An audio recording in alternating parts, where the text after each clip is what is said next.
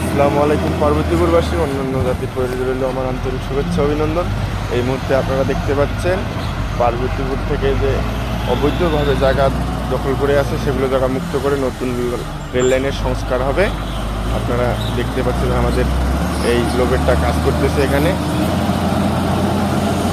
এই রেলপথ ব্যবহার করে উত্তরবঙ্গের জ্বালানি তেল সরবরাহ করা হয়। এই রেল লাইন হচ্ছে একটি উত্তরবঙ্গের প্রধান রেল লাইন, যা রাস্তা ব্যবহার করে সমস্ত জ্বালানি তেল এখানে মজুত করা হয়।